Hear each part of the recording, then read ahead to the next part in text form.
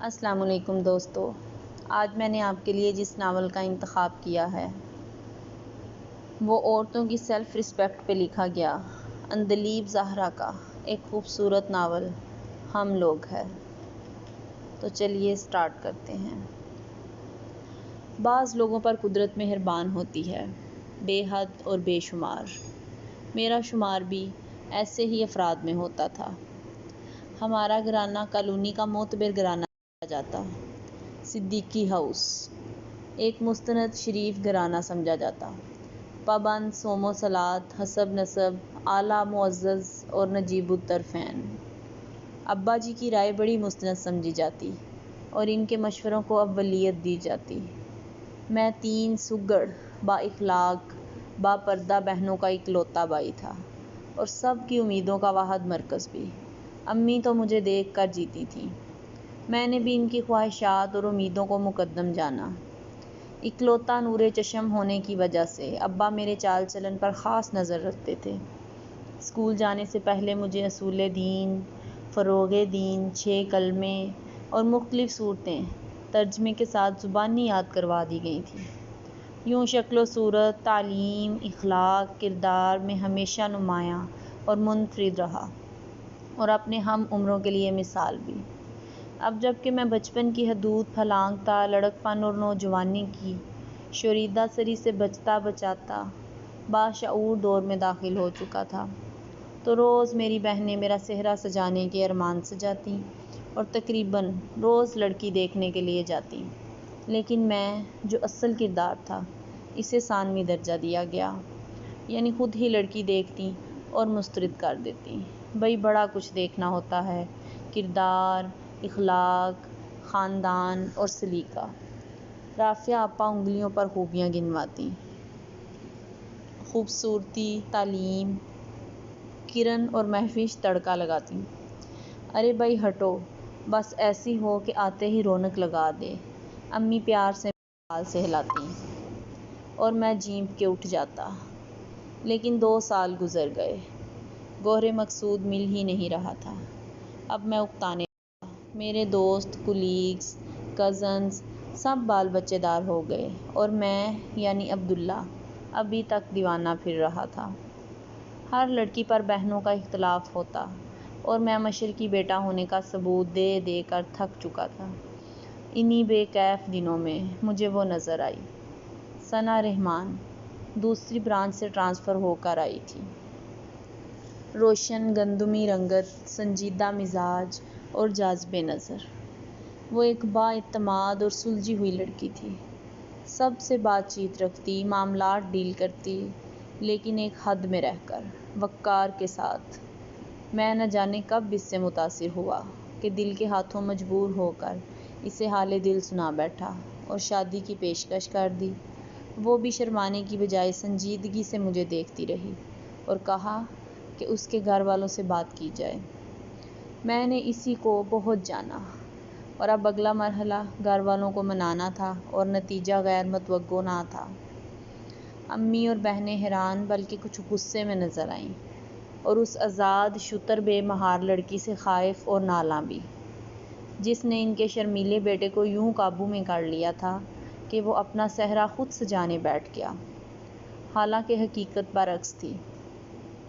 ابا جی کے تعاون سے ہم سب ثنا کے گھر گئے۔ وہ تینوں بہنوں اور 2 بھائیوں میں بڑی تھی۔ مڈل کلاس فیملی، پینشن یافتہ والد صاحب، بھائی چھوٹے اور بہنیں شادی شدہ۔ گھر آ کر سب سخت بد مزاج تھے اور مجھ سے خفا بھی۔ ثنا کا نکاح 2 سال رہ کر ٹوٹا ہے، وہ مطلقہ ہے۔ امی کو شکوہ تھا، اس کے نکاح ٹوٹنے کی وجہ لڑکے کا بیرون ملک نیشنلٹی کے لیے شادی کرنا تھا اور یہ بات میرے علم میں تھی۔ کیسے ابا جی اور بھائی کے سامنے ٹرالی گھسیٹ کر لائی اور چائے بنا بنا کر پیش کرنے لگی۔ نہ جھجک نہ شرم۔ رافعہ آپا نے منہ بنایا۔ وہ میری کولیگ ہے آپا، ہم دونوں آفس میں ملتے ہیں۔ مجھے ان کا لہجہ برا لگا۔ کیا وہ تمہیں روز اسی طرح چائے پیش کرتی ہے؟ رافعہ آپا نے آنکھیں نکالیں اور میں سر جھٹک کر رہ گیا۔ بھائی سے بڑی لگتی ہے۔ کرن اور مہوش ہزار آپس میں لڑتیں۔ میں بیوی ہونے والی کے متعلق ان کا ایک عام مثالی تھا۔ میں نے ابا جی کی طرف امید بھری نظروں سے دیکھا تو وہ نظریں چرا گئے، گویا ان کو بھی پسند نہ آئی تھی، لیکن میں بھی ڈٹ گیا۔ بہنیں میری بغاوت پر کمر کس کر میدان میں آ گئیں۔ میں ثنا سے ہی شادی کروں گا۔ ثنا نے مجھے کبھی اپنی طرف متوجہ نہیں کیا، نہ اکسایا، بس وہ مجھے اچھی لگی اور اتنی اچھی لگی کہ دل میں بس گئی۔ میں نے احادیث کی کتب سے مثالیں دی، اسلام کے احکامات بتائے۔ ارے بھائی، ان پاکیزہ ہستیوں سے ہمارا کیا مقابلہ؟ امی توبہ توبہ کر کے پیٹیں۔ لوگ کیا کہیں گے؟ بہنیں چلائیں۔ ثنا پر وہ الزام لگاتیں کہ اگر ثنا سن لیتی تو ایٹمی جنگ کا آغاز ہمارے گھر سے ہوتا۔ بہرحال وہ اپنے کردار کے متعلق بہت حساس تھی۔ میں اپنی محبت کے محاذ پر تنہا تھا اور جس قلعے پر محبت کا جھنڈا گاڑنا چاہتا تھا، اس کی ملکہ گھر والوں پر فیصلہ چھوڑ بیٹھی تھی۔ اچانک ثنا کی ٹرانسفر ہو گئی اور وہ اپنا اتا پتہ بتائے بغیر غائب ہو گئی۔ گھر میں اب سکون تھا۔ غیبت، عیب جوئی کے چیلنجز بند تھے۔ امی وظائف میں مصروف۔ ایک روز میں نے سنا کہ میری منگنی ہو رہی ہے، پھپھو کی نند کی دیورانی کی بہن۔ میں سکتے میں رہ گیا۔ ابا جی نے میرا چہرہ دیکھا تو مجھے اپنی اسٹڈی میں لے گئے۔ دیکھو بیٹا، ہمارا باپردہ دیندار ماحول، وہ لڑکی یہاں نہیں رہ سکتی۔ نسل کی تربیت، ثنا کی جاب، نکاح کا ٹوٹنا، لوگوں کے تبصرے، وہ سب نقصانات گوار رہے تھے جو ثنا سے شادی کی صورت میں متوقع تھے۔ رافعہ اور تمہاری ماں ثنا کے گھر گئے اور ان کے والدین کو سمجھایا کہ وہ ہمارے بیٹے کو پھنسانے کے لیے اپنی بیٹی کو آگے نہ کریں۔ ابا جی، میں ششدر رہ گیا۔ اس لڑکی نے غیر محرم کو اپنی طرف مائل کیا ہے۔ ایسا کچھ نہیں ہے، اس نے مجھے کبھی آنکھ اٹھا کر نہیں دیکھا۔ میں صدمے کے باعث بول نہ پا رہا تھا۔ صرف لڑکیاں مشرقی نہیں ہوتیں، لڑکے بھی مشرقی ہوتے ہیں، اور میں اس کا چلتا پھرتا ثبوت تھا، جیتی جاگتی تصویر۔ بعد میں کرن نے بتایا کہ جب میں بھوک ہڑتال پر تھا تو رافعہ آپا اور امی نے ثنا کو فون پر خوب سنائیں کہ وہ ان کے بیٹے کو ورگلا رہی ہے۔ میں دکھ سے رو بھی نہ سکا۔ میں ثنا سے فون پر بات کر کے اپنی پوزیشن واضح کرنا چاہتا تھا۔ اس کا نمبر بہت مشکل سے ملا۔ ثنا، میں شرمندہ ہوں۔ میں اس سے سب کچھ کہتا گیا، وہ خاموشی سے سنتی رہی۔ اویس، اگر تمہارے دل میں میری عزت ہے، احترام ہے، تو مجھے اس کا ثبوت دو۔ میں سمجھا وہ مجھے کورٹ میرج کا مشورہ دے گی۔ میں بھی بغاوت پر تیار تھا۔ تم اپنے گھر والوں کی مرضی سے شادی کر لو، میں اپنی نگاہوں میں سرخ رو ہو جاؤں گی۔ اگر تمہارے دل میں میرے لیے کوئی جذبہ ہے تو مجھ سے کبھی رابطہ نہ رکھنا۔ میں جاب کرتی ہوں، باہر نکلتی ہوں تو یہ اعتماد میرے والدین نے مجھے بخشا ہے، جس کی میں نے ہمیشہ پاسداری کی ہے۔ ویسے بھی میری شادی ہو رہی ہے اور وہ شخص، اس کا گھرانہ، مجھے وہ عزت و احترام دے رہے ہیں جو تم اور تمہاری فیملی کبھی مجھے نہ دے سکتے۔ اور یاد رکھنا۔ وہ تھوڑی دیر رکی۔ میرا پورا وجود کان بن چکا تھا۔ میں ایک لفظ نہ بول سکا۔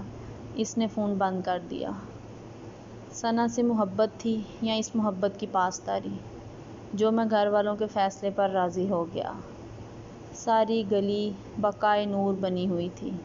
میری شادی پر گھر والوں نے سارے ارمان نکالے، لیکن میرے ارمان، کنیز فاطمہ بنت حاجی مقبول علی، شرعی حق مہر کے مطابق میری زندگی میں شامل ہو گئی تھی۔